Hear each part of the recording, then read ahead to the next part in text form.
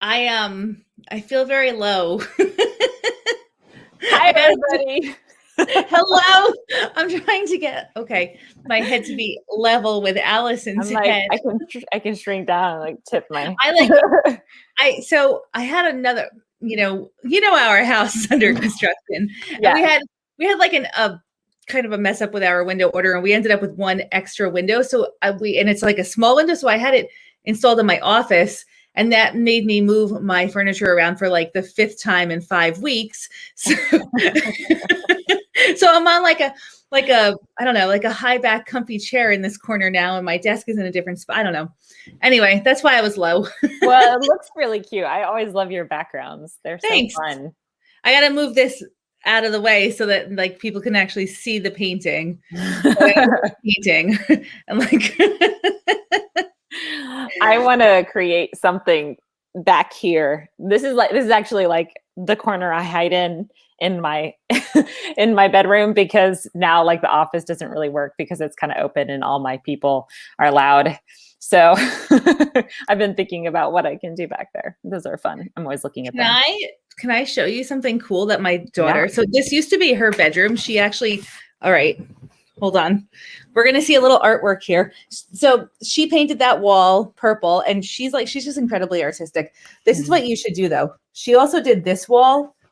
How cool is that? Wait a minute. I know that. Okay, no, it's not the same. At our old house, I did a wall so much like that. I was like, that might be the same print, but I don't think it's the same print. No, she's been doing it with paint markers for like the whole entire last 18 she months. drew that? Yeah, she drew it. Oh my gosh. It was a wallpaper that I had.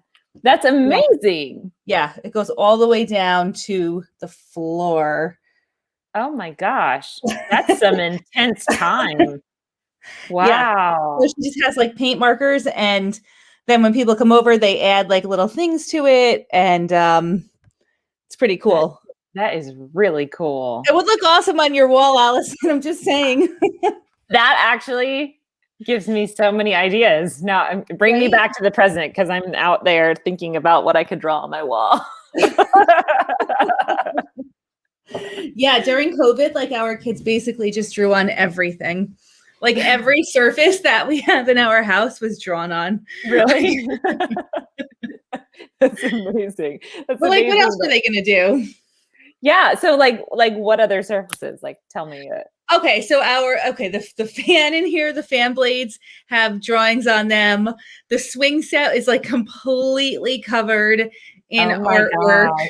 Like, I mean, wow, that is like so cool. every outlet has like art on it.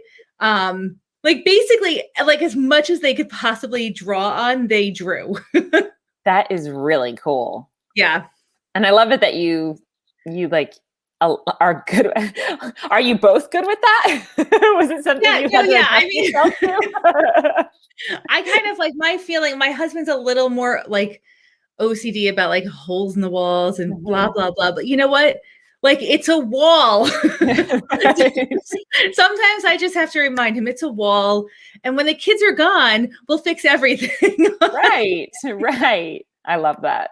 Yeah, that's so we cool. Also, like, because we have all this construction going on, like underneath every new wall is like drawings and signatures and dates and notes, and then we have a counter that's just like a temporary counter. It's kind of like plywood. It's like I don't know what it is, but there's like everyone has been writing notes on that. Oh, I love that. Yeah, we did that. So we built our house, and we came in like when it was in the framing stage, and wrote on all the studs and all the frames, and I wrote things underneath.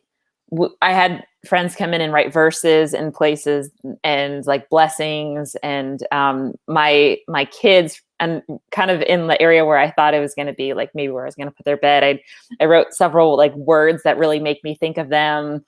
And I don't even remember them now. I know I took pictures of them, but it's just knowing it's underneath there is really, it just does something to my soul. That's so awesome, Allison. Yeah. I love that. Yeah, it was really cool. It was super fun. So in the comments, do you guys write on your walls? Do you express yourselves artistically on fan blades? Like, just out of curiosity. My daughter does that. I do find her like I find Kleenex boxes, just like all these things all the time with all these doodles all over them. And my husband is also more OCD, but I was always like that. I always wanted like I just wanted to put all the expression in all the places around me. Yeah. So I've thought before about how to have more of that. I've never thought about just letting them write it on all the things. All you need is a Sharpie paint marker. That is cool. Sharpie paint Yeah. marker. And I have to say, like, we're only on our second Sharpie paint marker. Like, that whole entire wall was almost like one whole entire marker. Like, that marker lasted for way longer than I thought it would. That's impressive. Yeah, it's totally worth the $8. Have you ever seen what's his name? He's actually called like the Doodle Guy or something like that. A Zentangle? Is it like a Zentangle guy? No? Yes. No. I just remember the name, the word doodle was in it, but he does that. Was it Stella that did that? No, Anastasia. Oh, okay. So there's like YouTube stuff. You can go look it up. This is what he does. People hire him and he does that over just like all these walls and creates all this, totally different space everywhere. So cool. So much time. That's the thing for me. I'm like, I love it, but then my project side of me gets involved and I'm like, but the end of the project, like I want to be at the end part. So I can't do the middle part. This is taking so long. Yeah. This is what, like I thought I was going to become a quilter. And then I realized I have literally no patience. Do you know how many steps are involved in doing a quilt? Like, I mean, it's a lot. Yeah, it's a lot. Yeah. Okay. Denise says, my father-in-law was a carpet electrician, and wherever he worked, he always wrote his name and date, and people have contacted my husband when they renovated and shared how they uncovered his autograph. It brings a smile to people's faces because he was such a lovely man. Oh, I love that. That's so cool. Oh, I love that. It's so crazy what you find inside your walls. Like, it's just... So, okay. So here's a little tidbit. Did you know, like, if you have a medicine cabinet in your bathroom that was like built anywhere like before the 1980s, there's a little like slot in the back of the medicine cabinet, and that's where you're supposed to dispose of your razor blades, and it just goes into the bay in the wall. So, like, seriously. So, yeah, there's like this little slot in the back. And then, so it's like a safe disposal of your razor blades. And I guess nobody ever thought, like, what happens when you renovate the wall back there? There's like all these razor blades in the wall. But you see it. It's not like, I mean, it's not like in a trash or something where it's just. Well, it goes into the wall. So like you never, like, you just like throw the razor blade into the wall. Like into the wall itself. Yes, into the wall itself, which it seems to me to be very bad feng shui. Like, I'm just saying, having a wall full of razor blades, it seems like bad energy all around. Oh, can we talk about that? Sure. Just like feng shui and all that stuff in general. I don't know a ton about it. And I'm like very hungry to know more because I already can tell, like I already know. I have, first of all, plants and all that stuff. I love plants. I don't have a good history with plants. So, but like the few that have survived me, I'm like, yes, there's a total difference in this room with this tree than in this other space. And the whole concept fascinates me. Feng Shui is pretty awesome. So I've studied it. I'm not certified in it. I actually like enrolled in a course to become certified and never finished the course, but I did go quite far with it. I could still finish it, I suppose. The thing about Feng Shui that I love is it's based in this like energetic philosophy, kind of, it's almost like a religious philosophy, but if you remove the religion from it, like it actually does give you a lot of really good guiding principles to set up a room that feels good for you. Like it's like if you ignore if that doesn't feel right for you, the religious side of it, right? or the energy or whatever it is, if you take that all out, like what you're left with is incredibly good advice. So,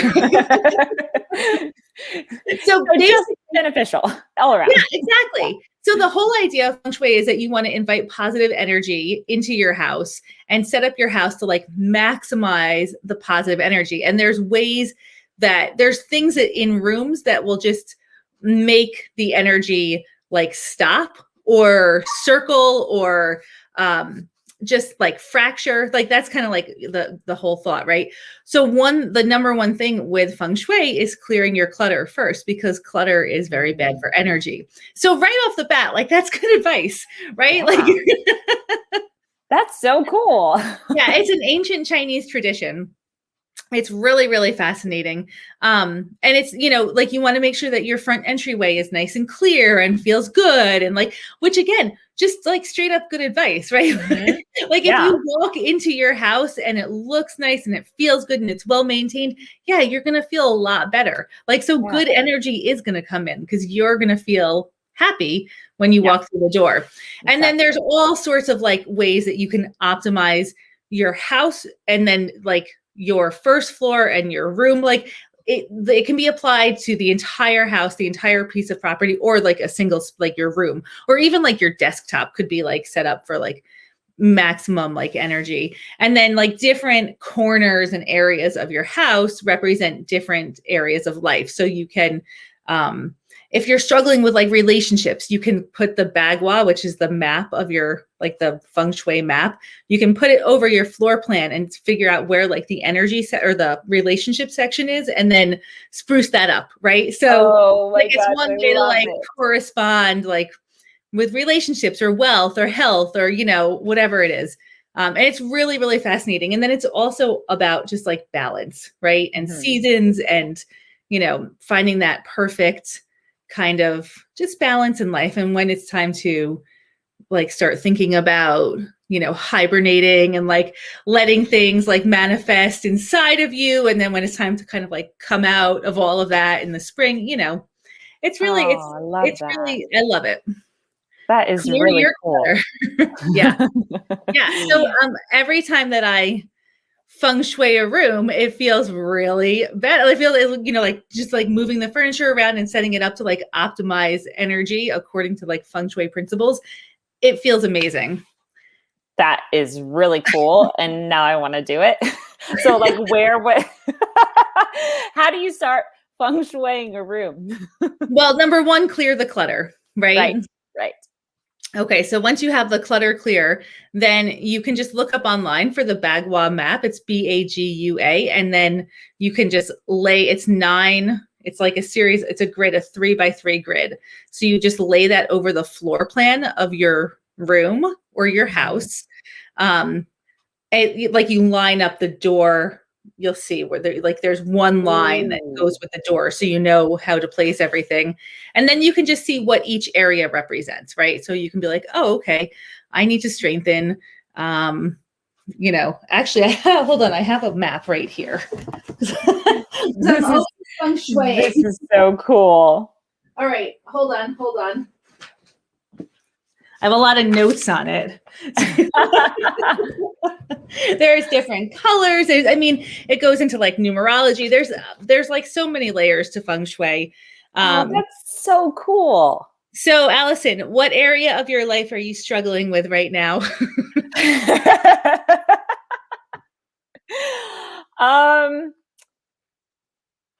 Honestly, I have like this mud room. Like it's great. It's fantastic. Like I put a lot of work into the design of this house, but I have this like mudroom cubby area that's right next to the laundry room.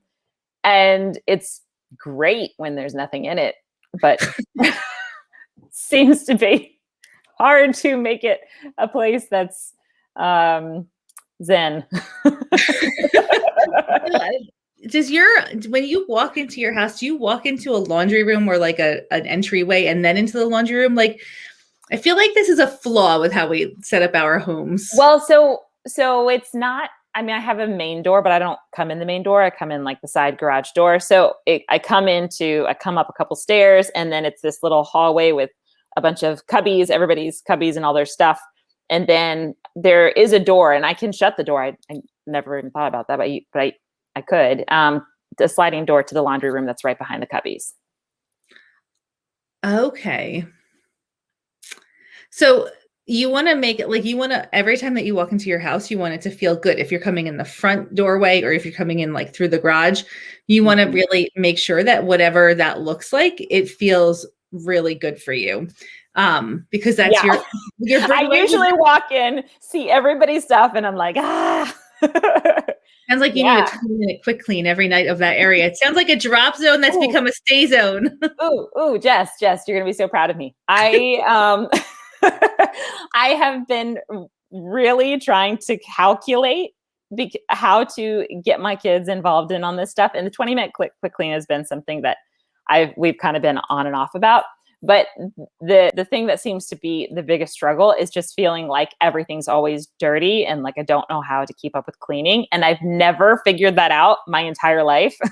And so what I did was I was like, okay, if I did one floor every week, how would that break down into the days? And so then I broke it down by days. And as it turns out, I can get my entire house cleaned and I don't even have to bring my husband into this. Like if he's there, great. But like, I need to have something I can control. Right. So, yes, totally. So you could not wait for your husband to start cleaning your house. No. My personal experience, that is a bad strategy. Bad strategy. So I'm like, okay, the kids and me can have this entire house cleaned every month in 20 minutes a day.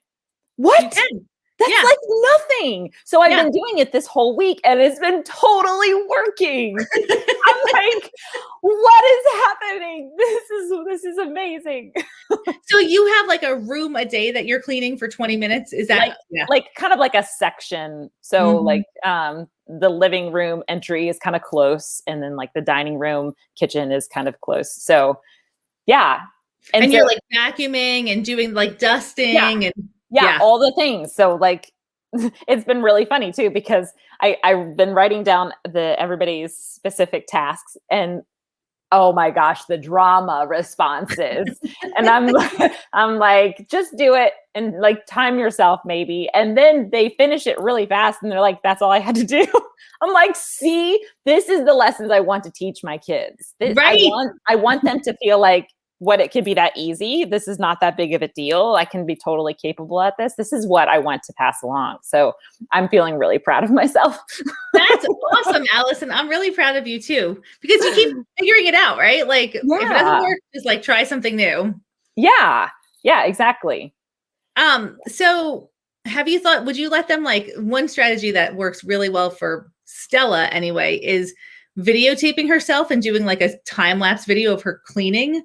So she sets up her phone and does her time lapse and she like moves her phone and, she loves, especially when she's like folding laundry, she loves time lapsing it. And then she makes faces and then, but it's motivating to her. So I'm like, yeah, time lapse away. And then you can't play with your phone. So you're not distracted by your phone. Oh, that's super brilliant. Because my daughter's always wanting to video everything and time lapse would be really fun to see. Yeah, it's really fun. That is really fun. Yep. I love that. That's cool. Yeah. So I guess my biggest thing that with that specific area of my house is just trying to figure out how do I don't want to be constantly nagging for the things to not just be like set and like cluttering up the space. That's part of my thing. I do think what I'm doing now is going to be helping though, because it's not just going to go for such extended period of times. But I don't feel like happy and like calm walking into that space. Linda says, so glad to hear you guys are not perfect. No. No. So I think, when it comes to housekeeping and house cleaning and all that stuff, what really stands out to me is you have to have like an equal action for the actions that happen every day. So if that space is being used really frequently, it needs to be equally cleaned up really frequently, right? So if and that's kind of the problem with clutter. If you're bringing stuff into your house every day, you have to be bringing stuff out of your house every day. If you don't have that equal and opposite action, then things become stagnant. So I mean, when we bring stuff in every single day, so we have to bring stuff out every single day. But if you have like a high traffic area, you need to clean that like pretty frequently because it's being used all the time. Yeah. So it's just kind of like reframing your thinking around, we kind of probably true.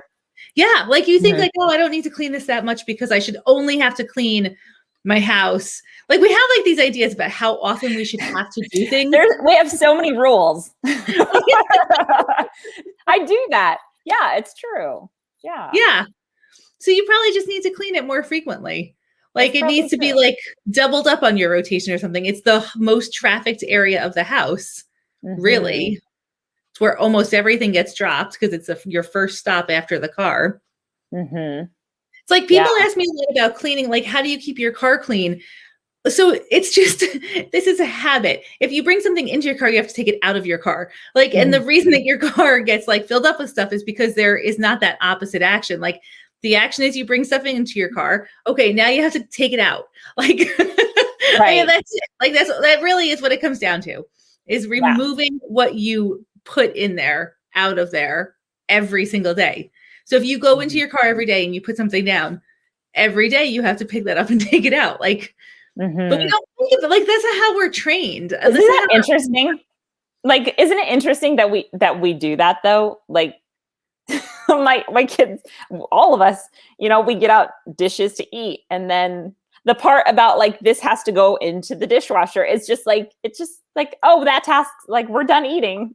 Like, why is that? Why is that? Where did that come from? I think it probably has something to do with one of the things that our primal brain's motivations is to be efficient and to save energy. So it's like, okay, I did the thing that was really pressing me. Like I was hungry and I ate. Now that's no longer pressing. And so I'm moving on to the next, like whatever's in my mind. Here's another thing though, too. Okay, back in the day, everyone had one dish, right? So you had to do the dishes if you wanted to eat again. But now, how many dishes does every person in your house have? I mean, in my house, every person has like 5 mugs, right? It's like a mug situation. Like nobody ever wants to get rid of mugs. Like everyone has a favorite. What is that about too? And mugs are such like good gifts, and like we're just always compiling them. So you never have to wash them because there's like a million more. Like there's no real motivation to do this stuff because we have so much extra. Right. Yeah. You don't need to do your laundry because you could like wear clean clothing from your closet for months on end. Right. So like, why would you ever do laundry? Right. That's so true. Yeah. Do you know what? You're going to be proud of me for this too. I'm proud of me for this too.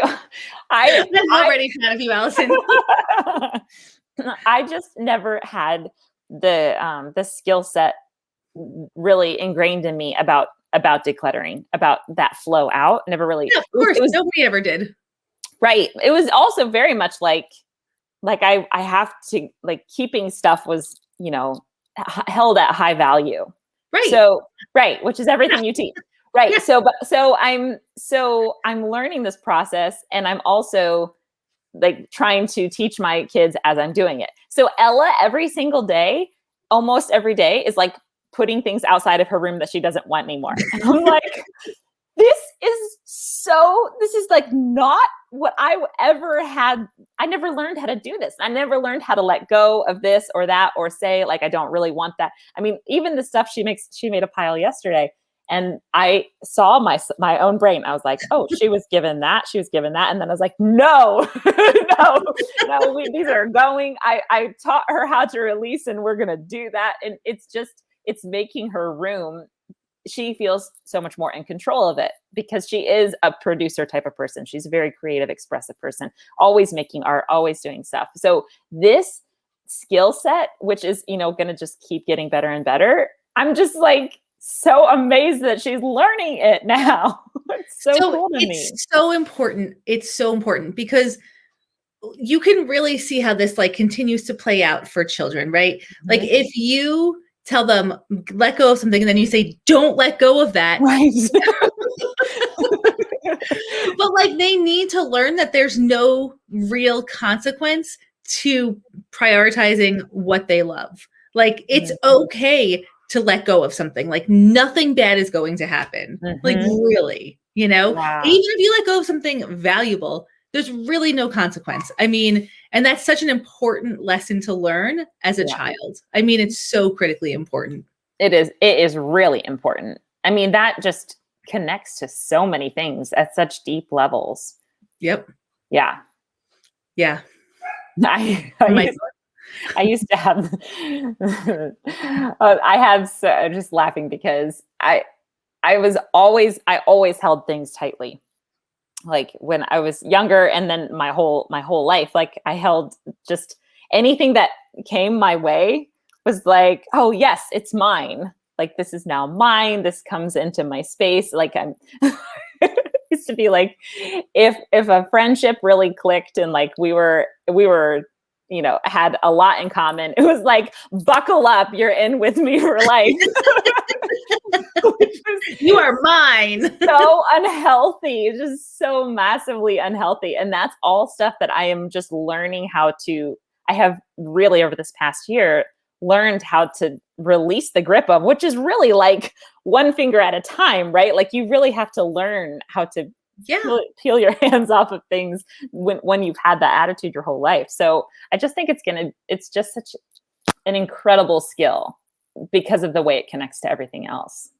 Yeah, 100%. It plays out in the whole rest of your life. And just the ability to make a decision also, I mean, because we're so like just stuck with decision fatigue, right? And we don't want to make decisions and we hate making decisions. And I mean, like I'll call my husband and say, listen, I will cook whatever you want, but I'm not deciding what's for dinner. Like, so over the last school year, I was paying my kids to make dinner because I was working like all the time. So I would pay them $10 if they wanted to make dinner, but I would give them $15 if they planned the dinner. Oh, I didn't want to have to think about what was for dinner, right? Like that's so good. So do they do that? I'm so tired of making decisions, especially about what's for dinner. That's like the worst decision every day. I'm just like, oh, God. Okay. I don't know. That's a whole other topic. I am not domestic. This is what I've decided. And my daughter is like really, really domestic. She's like really good at all this stuff that I'm like, just, you're awesome. I'm just going to be in awe of you because I'm just not like that. But the food thing, I've been thinking recently about like when I feel the most like stress and strain internally. And it's always in the afternoon. So I'm like, okay, energetically, how do I need to plan my day so that the afternoon can just not be thinking times? Like that's when I go to the gym. That's when I just, maybe do the chores or whatever, because my brain is like, needs this letdown time. And that's always the time when it's right before dinner, which is part of the reason why right before dinner, I'm just like, I don't care. Let's make sandwiches again. Like, I just don't want to do it. I know. You're just exhausted by that. It's like, my best case scenario is when I make dinner in the morning. Like, plan. Like, or at least start it or something, like decide on it. I've also had like phases where I've done like a 1 week rotating menu, like every week is the same thing. It's just like, or a 2 week rotating menu, like works. Yeah. Oh my gosh. Al has something funny in the comments here. She says, my daughter told my grandson to give away something to make room for Santa's new stuff. He went to his room, brought out all of his brother's toys. That's pretty brilliant, actually. Sounds about right. He's going to be a lawyer. That's great. Oh my gosh. Oh, I love it. Yeah. So if you guys in the comments could just help us out and let us know what you're planning for dinner, it would really help us out later on.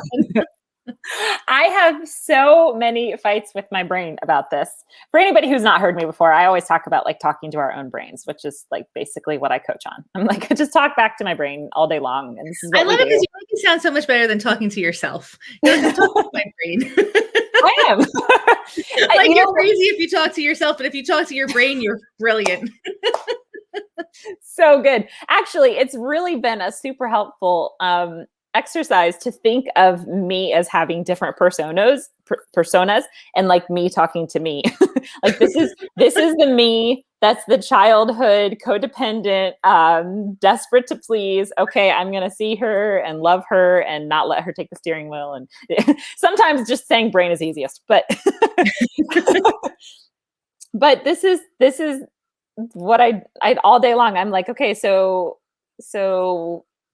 what do what do I really want to do? I don't really want to do that. How do I make this easier? And then I'm like always trying to think about how do I make my days not have so much of the like the feelings that start to get heavier and heavier as they creep up in the afternoon. And so any advice for dinner, like I will take all of it because that's definitely one of the big ones that my brain likes to use is like, hey, you're a terrible person. And I'm like, thanks, brain. That's not true. But I still don't know what I'm doing for dinner. Looks like a lot of people are having tacos based on Sherry's meal plan. Tacos are great. They're like, yeah, tacos. And you know what? Like, so this is the other thing that I do a lot. If I make taco meat, I make like triple the amount and freeze a bunch of it so that I don't have to, like I do a lot of that, like bulk cooking. I'm hearing my echo. What's up with that? I don't know. So actually, Allison, last night I made a good dinner. It's one of my favorites and it's super, super easy. It's called sheet pan chicken shawarma.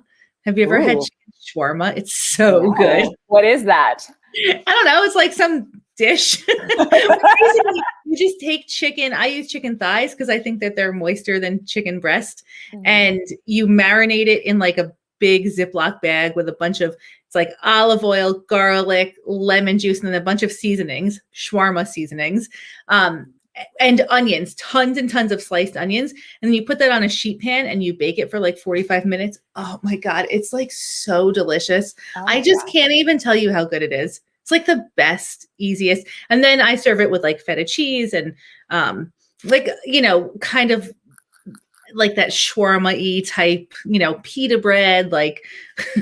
I'm like, I don't know shawarma, so I'm just going to keep nodding like, yeah, shawarma. There's like a whole bunch of like suggestions, like, tomatoes and pepper. I mean, you could like the feta cheese is a really good compliment, but you could really serve it with like anything. It's so good and so easy. You know, like those like sheet pan meals are so easy.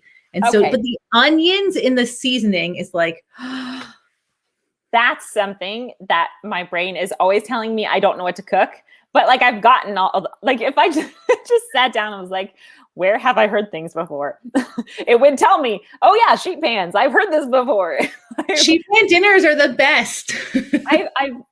I think I need to start practicing that regularly because it sounds super easy. You just put everything together on the thing, right? Okay, Liz, hold on. I'm going to tell you what the shawarma seasoning is. So I actually found shawarma seasoning in a jar, but before this, I was using the recipe. So I use an app called Paprika, which is the best recipe app ever. Ooh. It's just amazing. And you can put like your own recipes in there. You can save recipes from the internet. You can like change things. Okay, here's the full recipe.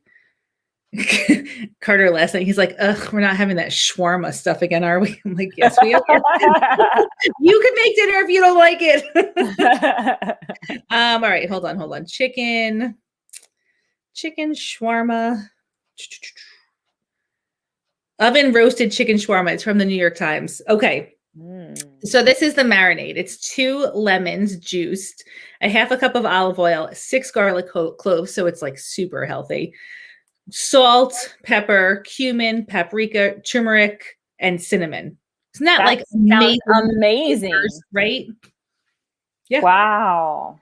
And then you just like put that all together in a bag. You let it marinate. When you're ready to cook it, you just pop it onto the sheet pan, pop it into the oven, and then serve it with like, you could do rice on the side. You could do a salad, like tomatoes, feta cheese. I'm telling you, the feta cheese is like add that flavor. The feta cheese is where it's at. Nice. That sounds amazing. So Liz Sam says turkey, meatballs, chickpeas, and cauliflower in Middle Eastern seasoning served with tahini sauce.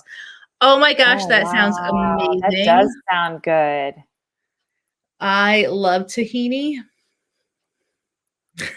I keep forgetting. That's like one of the things that's been on my grocery list forever. Hard to find good tahini. I mean, I couldn't okay. find it at Aldi, and I gave up. Yeah, I don't think the problem. So like tahini is sesame seed paste, right? So the problem is that oftentimes it's like the oil has separated out, so you have to like gotta find good tahini. That is like that's a thing. Well, do you have any particular tahini you like? Like, well, at our local food co-op, they sell tahini in bulk. So nice. How do you find a local food co-op? I would just maybe Google it. Is that like just a normal thing? I don't know. So we have got like the best food co-op anywhere. I think it's like because every time I'm like anywhere, I like to go grocery shopping and see like local grocery stores, right? Mm-hmm. So I always look for a food co-op because they're the best. And it's usually local products and it's, member owned and all this stuff.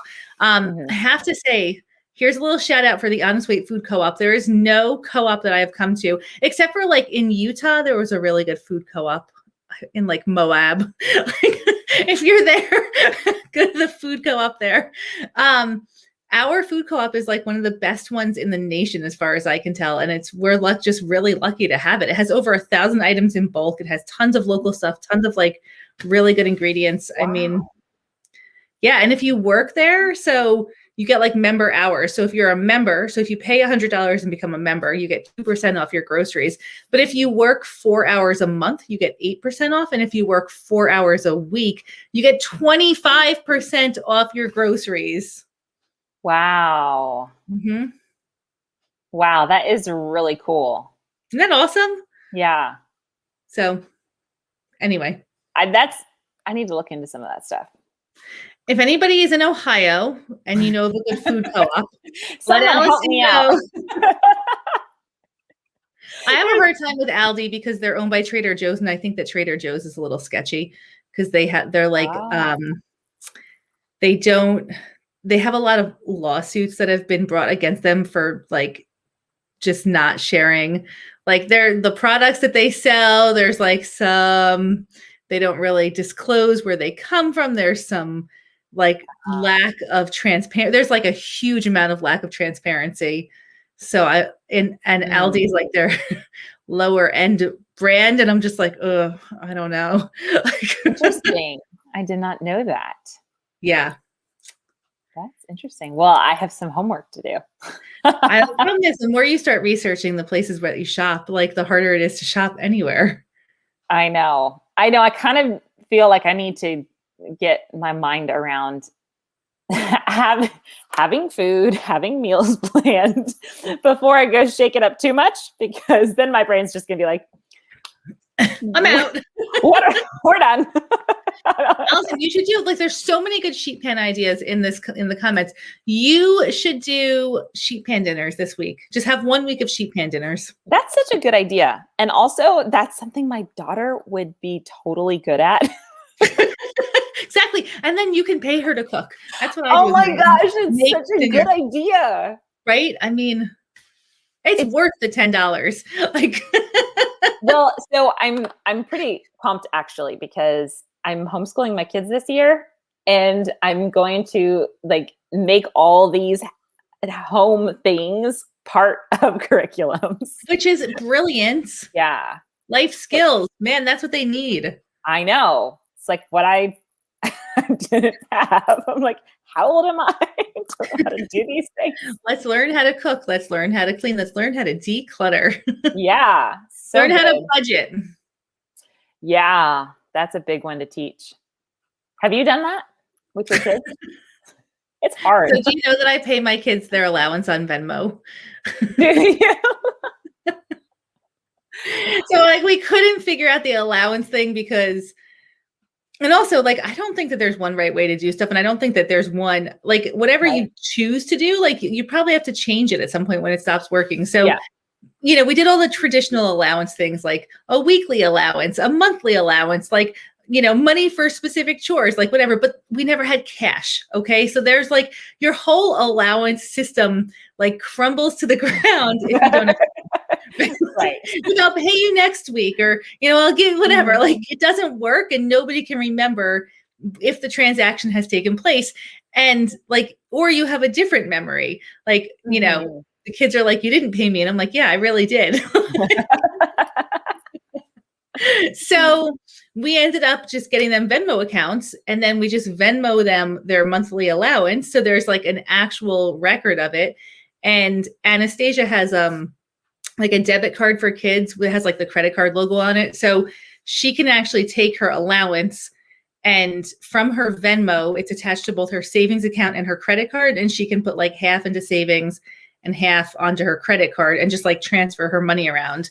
Oh my gosh. Stella has to go to her sister if she wants something, because Anastasia has the credit card. And so Stella will Venmo her, and then Anastasia will purchase something for her, but it's like, it's such a simpler way to do things because you can track it all. Like, it's all, and we were doing monthly allowance forever and ever and ever. And then when COVID started, things just changed. So I started doing, the kids were just less motivated to do their like everyday chores. So I started paying them per chore, so that I just needed them to have like more instant gratification and get stuff done. So and then they charge me. So if I don't even have to remember to pay them, because I'm like, it's your responsibility to collect your money. So just charge me on Venmo. So brilliant. Okay. So I'm so fascinated by this. So I haven't really done much with allowances yet, because I kind of have this side of me that I'm a little bit rebellious about it. Like, this is your dirt. Like, it's not just my dirt. Like, well, I think like there's definitely a baseline, like regardless of if they're getting money for allowance, they have to do chores all the time. Like, there's no, I mean, yeah, you have to clean up after yourself. So there's just stuff that has to get done every single day, and there's no allowance attached to that. Like, that just is what it is. You have like partitions of like, these are what you get allowance for, and these are like, like basically they have to take care of the animals every day. They have to feed them. They have to take care of the chickens. They have to collect the eggs. They have to, feed the dogs, feed and water the chickens. They have to do their own laundry, and they have to keep their own rooms like done. Right. And kind of like, that's like you just got to do it. And then they both help out with like dishes and stuff like that. But they do a lot more also. So that's kind of where the allowance starts, is with the above and beyond. That's awesome. Did you have something in particular that did you just kind of like come up with this out of your own system, or did you follow any particular thing? Or I don't, there's like really elaborate chore systems that I think don't work. Right. I get real overwhelmed real fast. So anytime, this is my whole thing about systems, anytime you have a system, you need a habit to maintain it. And if you don't have the habit to maintain the system's going to fail. So we often don't connect the habit to the system. We're just like, oh, here's the system. This is what we do every day. But if you don't have the habit to maintain the system and make sure it's working and like all that, it's just like a total failure. So I mean, and this, like, I like the Venmo because it's driven by the kids. Like, they can request the money. They can track it. Like, I don't have to do anything. I just get the alert on my phone, and I either accept or decline it. Like, do you double check their work to know that? Oh yeah, definitely. If they're supposed to do something, I will make sure it's done like 90%, right? That's I have like they don't know that, but my baseline is like 80 to 90% done, because done is better than perfect, right? Exactly. You're teaching your kids such amazing things. I love it. They are very capable. They they because are. they had to do this stuff. I mean, well, that's what gives you confidence. Like, what we're teaching them here is literally what's building in their confidence of their own capabilities for at any age, but it especially as they get older and have their own stuff. Yeah, no, I mean, if your kids can handle like cleaning a toilet, that's pretty good like sign for the future. They can handle other gross stuff. Right? Yeah. I feel like I'm kind of at like the early stage. How old are your kids, Allison? They're a little younger than mine, I think. 11, almost 10, and 6. Oh yeah. Yeah. So mine are 11 and 4, almost 12, and actually, yes, still it's gonna be 12 in a couple of weeks. 12 and almost 15. Oh, So okay. Okay. yeah, so just start implementing right now. Right. Right. Which is what I'm doing. And the other idea about, how I've been breaking it down and is that we're doing it all together. Like, so Mhm. I started it last Friday. I was like, we're just going to go all clean this bathroom together. With all four of us in this little bathroom. We're going to do it together. You do that, you do that, you do that. But if there's something about like, we're in this together, like you don't have to just figure it out yourself. It makes it more, fun, even if it's not You put fun. on music and like because I think always music helps. Like It does. have a Yeah. good I do. attitude about it, right? Like Yeah. It definitely does. And I love that idea about this the time lapse. I can see that being really fun too. well, and here, like the thing going back to the Venmo thing also, I mean, like cash is becoming like so not like how we exchange money, right? Mhm. I mean, I want my kids to know how to use money electronically because that's like where the bulk of their transactions are going to take place. Mhm. Yeah. Like you're not handling cash. Yeah. Yeah. Well, and it's so smart that you were able to kind of, because I'm thinking about that now. I'm like, I could see that as something that I would do because it does put so much more power in their hands. Like, charge me. Right. Yeah. And have your own, to be able to be attached to your own accounts and stuff. And then, I mean, we do say to them, like, we want you to save like a lot of what you earn, right? Like because like, even though you feel like you want something right now, like, saving is really important. So there, Mhm. we do kind of like have a little bit of oversight with the savings. But we're not like crazy about it because they did the work. I mean, Mhm. Yeah. That's fun. This is all such good stuff. so Sherry's asking about the sheet pan dinners, like what temperature and everything. Sherry, it really actually doesn't matter that much. There's a lot of flexibility with sheet pan dinners. Anywhere between 350 and 425 is going to work. The most important thing when you're cooking meat is that you want to have a digital meat thermometer because you want to make sure that you're cooking it to the right temperature. So there's no real way to find that out unless you have a digital meat thermometer, which is $20, okay? Like the one kitchen tool that like I recommend the most is a digital meat thermometer. You want to cook chicken to 165 degrees in the middle, like in the center of the chicken. And then beef, you want to go like, depends on how rare you want it. Pork is 145. So like you just want to have that digital meat thermometer. If you cook things at a lower temperature, like the vegetables will take a little bit longer, which is fine. Some vegetables cook really quickly, but this is like, even if you overcook a vegetable, it still tastes good. It's not like, you just don't want to burn anything. So make sure there's enough olive oil, mix it up a little bit while you're cooking it. Just kind of, feel free to experiment. I just continue to be like amazed at the amount of knowledge that you have inside of you. And you're like, I could just come teach a class on anything. Let's teach a class on recycling. Let's teach a class on sheet pans. Just experiment and have fun. If you have Italian seasoning, right? Everyone has like a jar of Italian seasoning. Toss that all over all of your vegetables and meat and just like put it into the oven with olive oil and salt and pepper. And it's going to be a good meal.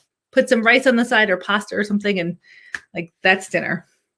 I feel so much more confident just hearing you say like 3 lines. I'm like, I could do that. You can totally do that. Oh yeah, Sherry, get a digital meat thermometer. It's like so much easier. Yeah, you put it straight on the pan. I don't use aluminum foil. I suppose you could, but you can do like the vegetables over here, the meat over here, right? Just olive oil, salt and pepper, Italian seasoning. That's it. Like it really is that simple. Don't overthink it. You have a digital thermometer that like has the wire that you can just like stick it in the oven and see it. No, outside. Those are not very reliable. I had one at once and it broke. Yeah. There's like this $20 one that they sell on Amazon. They sell it at Target.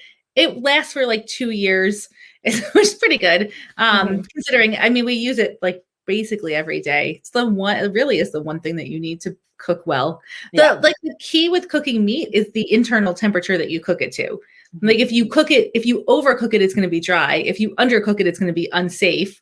And nobody wants to eat undercooked meat. So you just want to know, know your numbers. So I know somebody's putting them into the comments here. So just in general, like if you want really rare beef, that's like 130, 125, 130. If you want well done beef, it's like anywhere over 145.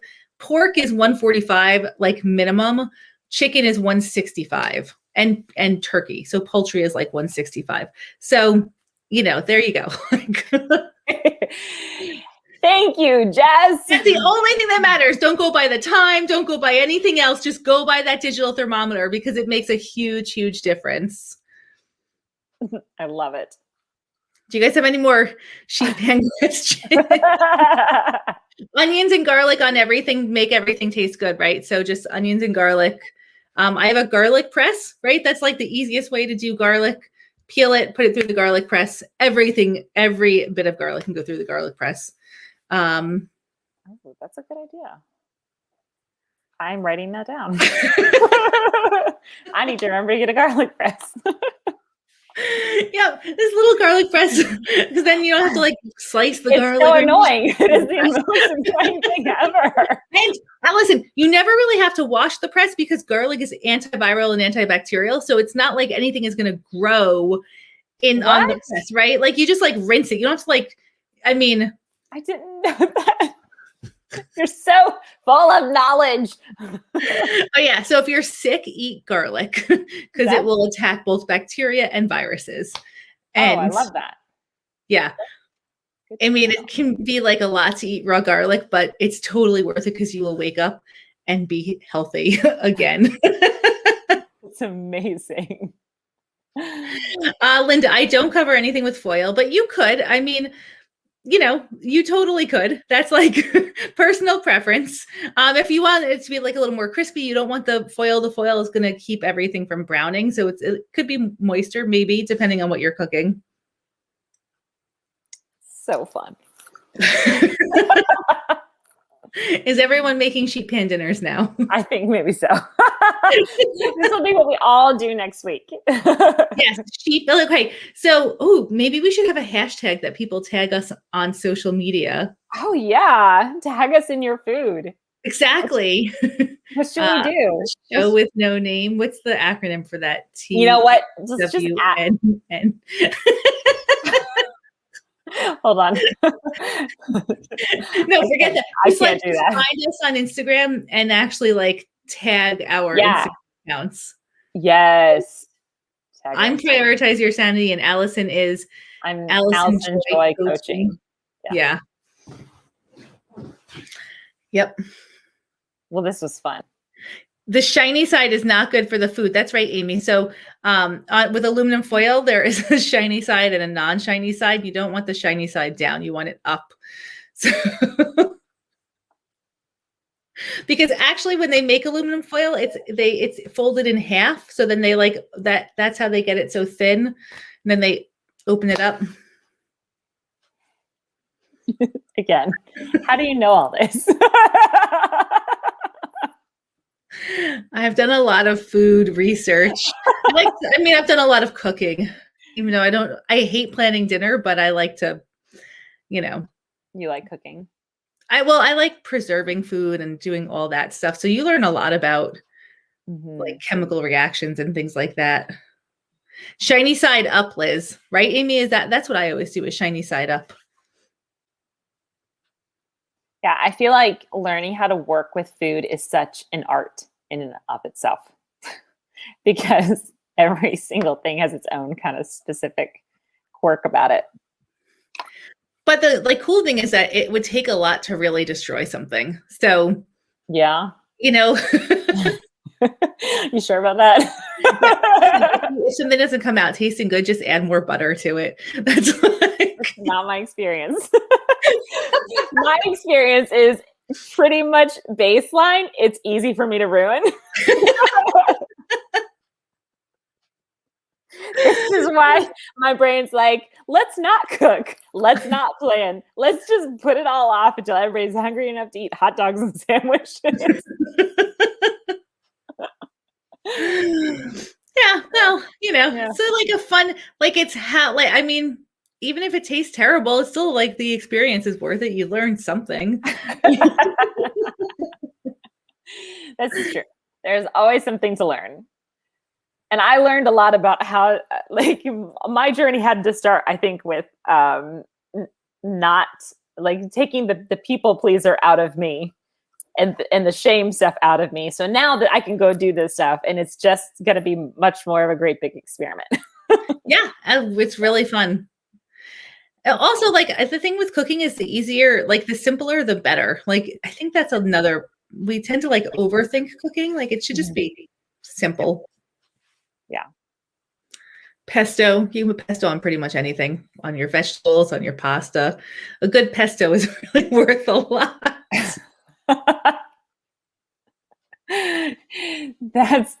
I've only just like this year started using pesto. Oh my gosh. I just don't know. Like, I didn't know about like sauces and spices and flavors and just how to combine them and how to get things crispy. Pesto basically goes on absolutely everything. There's nothing that you can put pesto on that it's going to ruin it. So pesto sherry. Okay, so pesto you can get at the grocery store, or you can make your own. It's basically, it's basil is like the base ingredient. So it's like a ton of basil, but it's mixed up with olive oil, pine nuts, and salt. That's like a basic pesto. And cheese and Parmesan cheese. So that's like a basic pesto. And pesto it's just so full of flavor and nutrition. And you can put it on everything. You can put it on bread, you can put it on pasta, you can put it on rice, even though that's not common, that's really good. You can put it on chicken, you can put it on pork, you could like just put it on all vegetables. It just like pumps up the flavor. It's so simple and easy and really delicious. Yep, you can get pine nuts or cashew pesto. Garlic scape pesto is also really good. You can find that at farmers markets like earlier in the summer. Wow. Allison's writing more down. You make your own pesto. All you need is a food processor. It's it's simple. Oh yeah, carrot top pesto. I've made that too, Liz. That's really good also. Like there's like this whole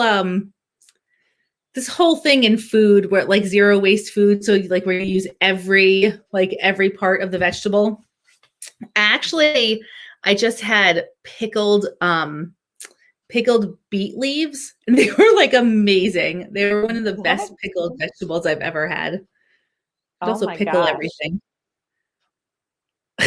Oh my gosh. This has been chock full of good information. Okay, wait, we need a title for today's episode. All right, guys. Give us some options. You're all so good in the comments. Put it out there. I'm telling you, like, I don't even want to try and think of names anymore because they always throw like amazing ones out. That's fun. Yeah, we'll let you name our show today. Kitchen hacks. Kitchen hacks. Chore hacks. From feng shui to sheep cans. Feng shui room and food. Yes, this is so good. Cooking with Jes. I used to have a food blog, but I took down the website and I think I lost all the content. Too bad, because it had really beautiful pictures on it. You'll just have to bring all that knowledge into our show.